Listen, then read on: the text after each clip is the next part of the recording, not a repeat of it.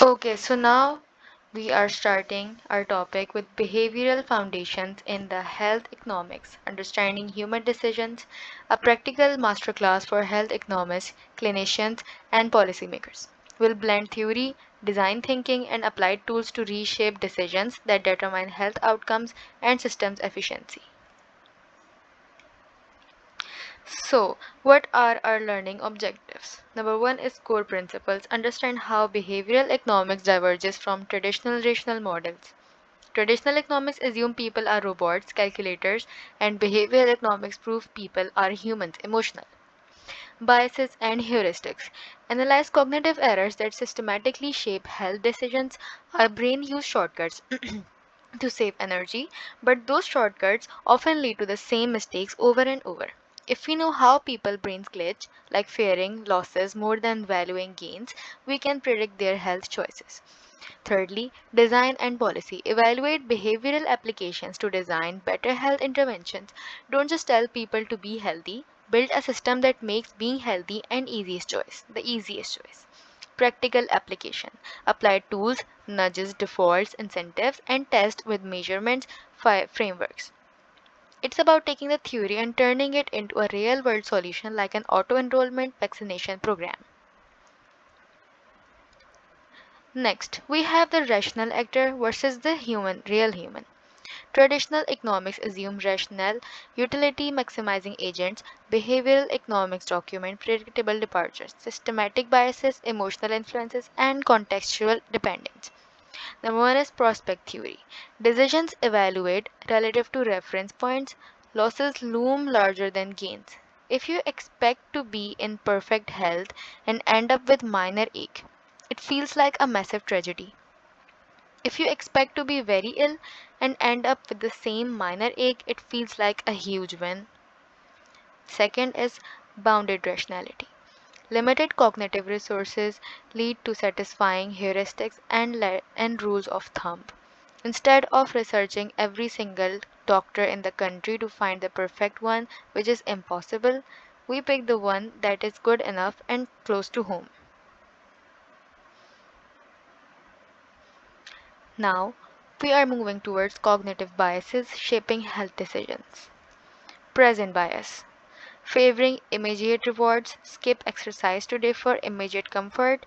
We choose instant gratification comfort over long term health benefits fitness. Loss aversion. Losses feel bigger than gains. Fear of side effect is greater than the benefit. The psychological pain of a health loss is twice as powerful as the joy of a gain. Third is framing effects. Identical facts, different choices depending on presentation. People make different choices based on whatever a result is described as a survival or mortality rate. Fourthly, availability heuristic. Recent or vivid events distort perceived risk. We overestimate health risks that are easy to remember or vivid in the news. Now, choice architecture and nudges in the healthcare. Small changes in how options are laid out can produce large shifts in behavior without restricting freedom. Now, one is default. Auto enrollment into screening programs increases uptake dramatically. People tend to stick with what's already set up for them. This is one of the most effective nudges we have. Secondly, social norms. Informing patients that peers comply raises adoption. When we tell patients that most of their peers are getting vaccinated or following treatment plans, it increases adoption, and people will do what their peers are doing. Number third, simplification and salience. Clear salient instructions reduce errors and non-adherence. Use icons, plain language, readable labels. When prescriptions are simple and stand out, patients actually take their medications correctly and errors drop significantly.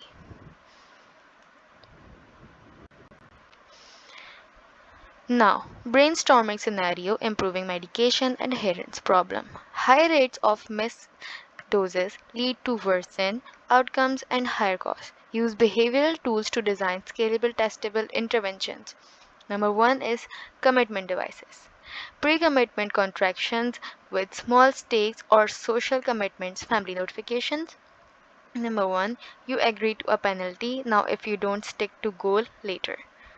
Example, a patient signs a contract to lose weight. If they fail, a small donation is automatically sent to a charity they dislike. Why it works? It forces future you to be disciplined as present you. Reminders and prompts.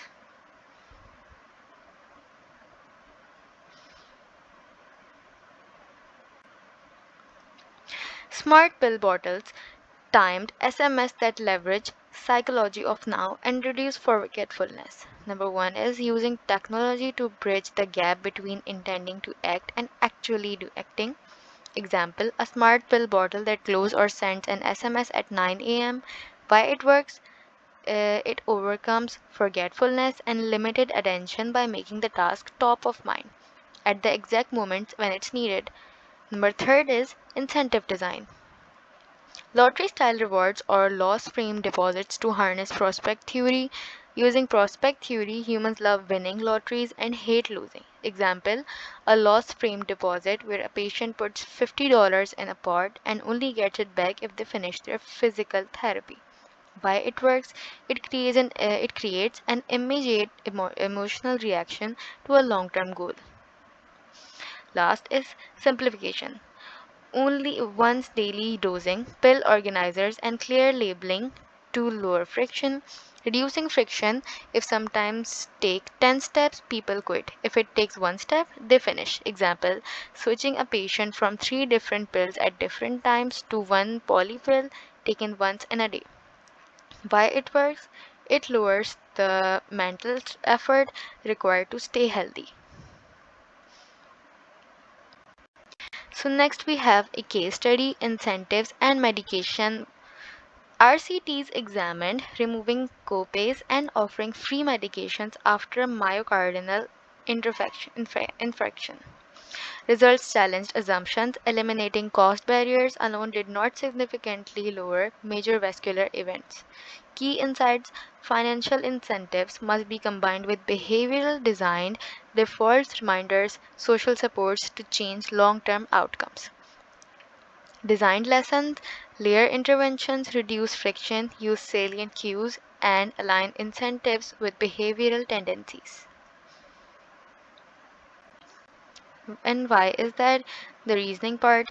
This case study refers to the landmark MI-free myocardial infarction-free RX event and economic evaluation trial, which is classic example used in health economics to show that price isn't the only thing that dictates health behavior. The MI free trial, a behavior deep dive. The setup. The standard economic hypothesis researchers wanted to see if eliminating medication cost would improve health outcomes in a standard economic model. If the price of life-saving drug like statins or beta blockers is $0, consumption should reach its optimal level. Group A control, standard insurance normal copays. And Group B interventions, zero copay, medications are completely free.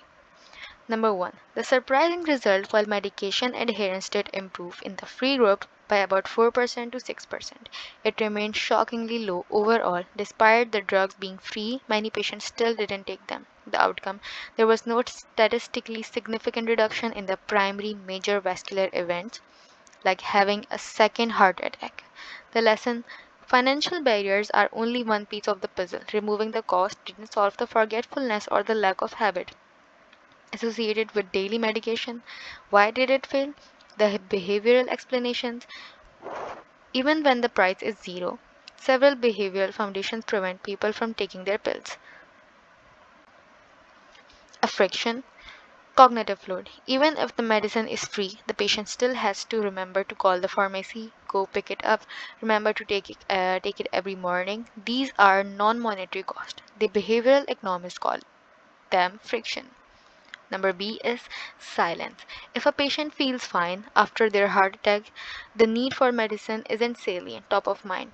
The benefit of the pill is an invisible future event, not having a heart attack, while the cost is daily annoyance of taking it. Number C is present bias. The effort of taking a pill happens now. but the reward held is in the future. Humans natural discount that future reward.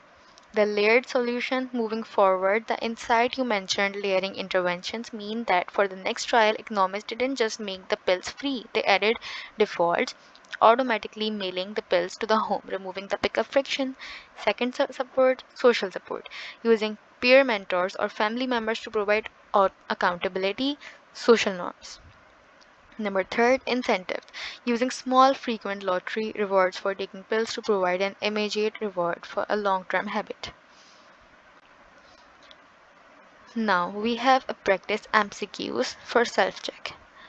In behavioral economics, hyperbolic discounting primarily affects number 1, focus on long-term benefits, number B, preference for immediate gratification, fear of losing insurance, and number D, full rational decision making. So which one do you think is the right answer? Secondly, which concept explain why organ donation rates are higher in OPT out countries? Number A, loss aversion. Number B, framing effect. Number C, default options. Number D, availability heuristics. Now, number 3, which nudge strategy is most likely to increase vaccination rates? Complex consent forms, educational brochure, default appointment scheduling plus social norm message. Number C is high copay plus mail reminder, autonomous statistics only. Now, as we have seen the MCQs, now we're going to check the answers and the reasons behind these answers. Okay, the solution. Number 1, in behavioral economics, hyperbolic discounting primarily affects. The correct answer is number B, preference for immediate gratification. And why is that? Because hyperbolic discounting is a technical term of present bias. It describes our tendency to choose a smaller reward right now, like eating a sugary snack, over a much larger reward in the future, like being healthy and avoiding diabetes. We discount the value of future reward so heavily that it feels less important than what is right in front of us. Okay, the second MCQ. Which concept explains why organ donation rates are higher in OPT out countries? Correct answer is number C, default options. Reasoning, most people suffer from inertia. They tend to stick with whatever the preset choice is because it requires no effort. In OPT out systems, the default options is to be a donor. Since humans rarely take the extra step to change a status quo, the participation rate stays significantly higher than in option system where you have to manually sign up. Now, number 3, which nudge strategy is most likely to increase vaccination rates?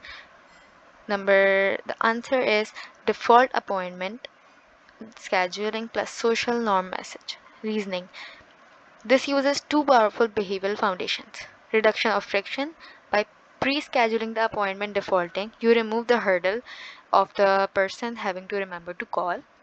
And secondly, the social norms. Humans are social creatures, and when we hear that most people in our group are doing something, we feel a psychological pressure to conform to that behavior to avoid being an outlier.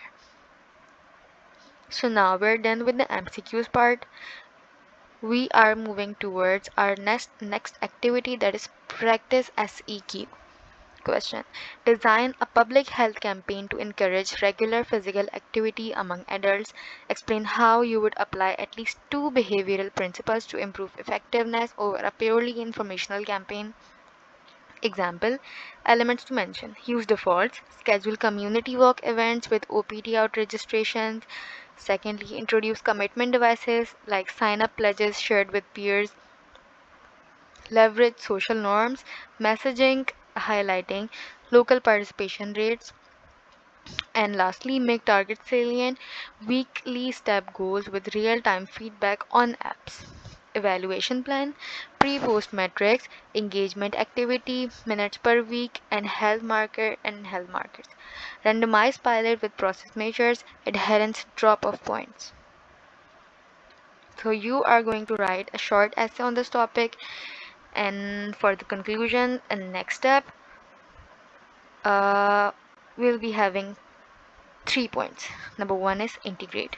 Combine economic incentives with behavioral design, default salience, and social proof.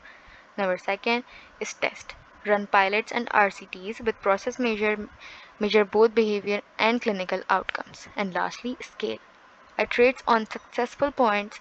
Pilots embed low friction defaults across systems to improve population health. And that's it. Thank you for today.